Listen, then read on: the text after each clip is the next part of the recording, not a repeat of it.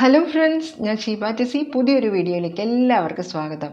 ഇന്ന് ഞാൻ നല്ലൊരു നാടൻ ഒഴിച്ചുകറിയുടെ റെസിപ്പി ആയിട്ടാണ് വന്നിട്ടുള്ളത്. ഇത് മത്തനും പരിപ്പും ചേർത്തിട്ടാണ് ഈ കറി ഉണ്ടാക്കിയത്. അപ്പോൾ നമുക്ക് ഇത് തയ്യാറാക്കുന്നത് എങ്ങനെയാണെന്ന് കണ്ടു നോക്കാം. ഞാനിവിടെ 250 ഗ്രാം മത്തനാണ് എടുത്തിട്ടുള്ളത്. അതിൻ്റെ ഉള്ളിലുള്ള ആ കുരുവിൻ്റെ ഭാഗങ്ങളും തൊലിയും എല്ലാം കളഞ്ഞ് ഇതുപോലെ സ്ക്വയർ പീസസ് ആയിട്ട് കഴുകി എടുത്തിട്ടുണ്ട്. അപ്പോൾ നാടൻ കറി ആയതുകൊണ്ട് നമുക്ക് ഇത് മൺചട്ടിയിൽ ഉണ്ടാക്കുന്നതാണ് നല്ലത്. മാത്രമല്ല ഇത് പെട്ടെന്ന് വെന്ത് കിട്ടും, മത്തനധികം വേവില്ല. അപ്പോൾ ചട്ടിയിലേക്ക് ചേർത്ത് കൊടുക്കാം. കൂടെ തന്നെ ഒരു 4 പച്ചമുളക് എരിവുള്ളത് കീറി ഇട്ട് കൊടുത്തിട്ടുണ്ട്. ഒരു തക്കാളി മുറിച്ച് ഇട്ട് കൊടുത്തിട്ടുണ്ട്.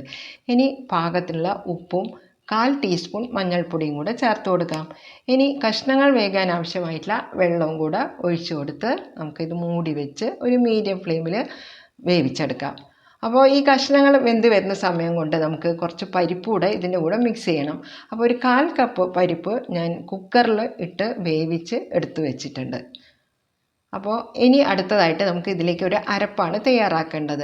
ഒരു 1/2 കപ്പ് തേങ്ങ ചിരവിയത് മിക്സിയുടെ ചെറിയ ജാറിൽ ഇട്ട് കൊടുക്കാം. കൂടെ തന്നെ ഒരു 1/4 ടീസ്പൂൺ ചെറിയ ജീരകവും 1/4 ടീസ്പൂൺ മഞ്ഞൾപ്പൊടിയും ഒരു 2 ചുവന്നുള്ളിയും കൂടിയാണ് ഞാൻ ചേർത്ത് കൊടുത്തിട്ടുള്ളത്. ഇനി ഇതിലേക്ക് വെള്ളം ഒഴിച്ച് നല്ല പേസ്റ്റ് പോലെ നമുക്ക് അരച്ചെടുക്കാം. ഇനി മത്തൻ കഷ്ണങ്ങൾ വെന്തോ എന്നൊന്ന് നമുക്കൊന്ന് നോക്കാം. അപ്പോൾ ഇത് ഞാൻ മീഡിയം ഫ്ലെയിമിലാണ് വേവിക്കുന്നത്. വല്ലാതെ ഉടഞ്ഞു പോകാതെ വേണം നമുക്ക് മത്തൻ കഷ്ണങ്ങൾ വേവിച്ചെടുക്കാൻ. അപ്പോൾ ഇത് ഞാൻ ഇടയ്ക്കൊന്ന് വെന്തോ എന്നൊന്ന് നോക്കുന്നുണ്ട്. അപ്പോൾ കഷ്ണങ്ങളെല്ലാം ഏകദേശം ഒന്ന് വെന്ത് വന്നിട്ടുണ്ട്. അപ്പോൾ നമ്മൾ വേവിച്ച് വെച്ച ആ പരിപ്പുണ്ടല്ലോ, അതുകൂടെ നമുക്കതിലേക്ക് ചേർത്ത് കൊടുക്കാം. ഇനി ആ പരിപ്പും കഷ്ണങ്ങളും കൂടെ നമുക്കൊന്ന് ചെറുതായിട്ടൊന്ന് ഇളക്കി കൊടുക്കാം. വല്ലാതെ ഉടച്ച് കുഴമ്പ് പരുവത്തിൽ ആക്കുന്നില്ല. അപ്പോൾ ഇത് നന്നായിട്ടൊന്ന് തിളച്ച് വരണം. ആ പരിപ്പും ആ മത്തൻ കഷ്ണങ്ങളും കൂടെ ഒന്ന് തിളച്ച് ഒന്ന് വരണം. അപ്പോഴാണ് നമ്മൾ ഇനി അതിലേക്ക് അടുത്തായിട്ട് നമുക്ക് ചേർത്ത് കൊടുക്കാനുള്ളത് അരച്ച് വെച്ച ആ തേങ്ങയുടെ അരപ്പാണ്. ഇതിലേക്ക് ഞാൻ മുളക് പൊടിയോ അങ്ങനത്തെ യാതൊന്നും ചേർത്ത് കൊടുക്കുന്നില്ല. വെറും പച്ചമുളകിൻ്റെ എരിവ് മാത്രമേ ഈ കറിക്ക് ഉണ്ടാകുകയുള്ളൂ. അപ്പോൾ ഇതാ കറി തിളച്ച് വന്നിട്ടുണ്ട്. അപ്പോൾ നമുക്ക് ആ അരപ്പൂടെ അതിലേക്ക് ഒഴിച്ചു കൊടുക്കാം. അരപ്പൊഴിച്ച് ആ മിക്സിയുടെ ജാറ് കൂടെ കഴുകിയ വെള്ളം കൂടെ കുറച്ച് ഞാൻ അതിലേക്ക് ഒഴിച്ചു കൊടുത്തിട്ടുണ്ട്. ഇപ്പോൾ കറി കാണുമ്പോൾ അത് കുറച്ച് ലൂസായിട്ടാണ് നമുക്ക് ഗ്രേവി കാണുന്നത്. പക്ഷേ ഇത് നമ്മൾ അടുപ്പിൽ നിന്ന് ഇറക്കി മാറ്റി വെച്ച് കുറച്ച് കഴിയുമ്പോഴേക്കും ഇതൊന്ന് കുറുകി വരും. അപ്പോൾ ആ കറിയൊക്കെ ഞാൻ ഇത്തിരി ലൂസായിട്ട് ഒരു ഗ്രേവി കുറച്ചൊന്ന് കുറുകിയല്ല കുറച്ച് ലൂസായ പരുവത്തിലാണ് ഞാനിവിടെ ഇറക്കി വെക്കുന്നത്. അപ്പോൾ നല്ല പോലെ തിളച്ച് എല്ലാം കറക്റ്റ് പാകത്തിനായിട്ട് വന്നിട്ടുണ്ട്. ഈ സമയത്ത് നമുക്ക് ഉപ്പ് നോക്കാം, അതുപോലെ എരിവൊക്കെ ഉണ്ടോയെന്ന് ഈ സമയത്ത് നോക്കാം.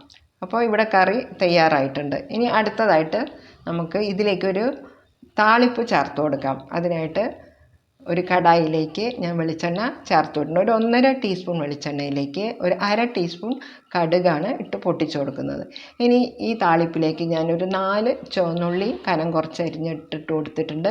കുറച്ച് കറിവേപ്പിലയും കൂടെ ഇട്ട് കൊടുത്ത് അത് നന്നായിട്ടൊന്ന് വഴറ്റി കൊടുക്കാം. ആ ചുവന്നുള്ളിയുടെ ആ ഒരു മുരിഞ്ഞ് വരുമ്പോൾ ടേസ്റ്റ് ഉണ്ടല്ലോ, അത് ആ കറിക്ക് ഒന്നുകൂടെ ടേസ്റ്റ് കൂട്ടിയെടുക്കും. അപ്പോൾ അത് നമുക്ക് ആ കറിയിലേക്ക് ഇതുപോലെ ഒഴിച്ചു കൊടുത്താൽ മതി. ഈ കുറച്ച് നേരം കഴിഞ്ഞിട്ടാണ് ആ താളിപ്പ് നമ്മൾ ഇളക്കി കൊടുക്കാൻ പാടുള്ളൂ. അപ്പോഴാണ് ആ താളിപ്പിൻ്റെ ആ ഫ്ലേവർ ആ കറിയിലേക്ക് ഇറങ്ങാം. ഇത് ചൂട് ചോറിൻ്റെ കൂടെ എല്ലാം ഒഴിച്ചു കൂടാൻ നല്ല ടേസ്റ്റി ആയിട്ടുള്ളൊരു കറിയാണ്. മൺചട്ടിയിൽ തന്നെ ഉണ്ടാക്കാൻ ശ്രദ്ധിക്കണം കേട്ടോ. അപ്പോൾ എൻ്റെ ഈ മത്തനും പരിപ്പും ചേർത്തുള്ള കറി ഇഷ്ടമായാൽ ലൈക്ക് ചെയ്യാനും സബ്സ്ക്രൈബ് ചെയ്ത് സപ്പോർട്ട് ചെയ്യാനും മറന്നു പോകരുത്. ഇനി പുതിയ വീഡിയോസുമായിട്ടൊക്കെ ഞാൻ വരുന്നതായിരിക്കും. എന്നെ എല്ലാവരും സപ്പോർട്ട് ചെയ്യണം. Thank you for watching.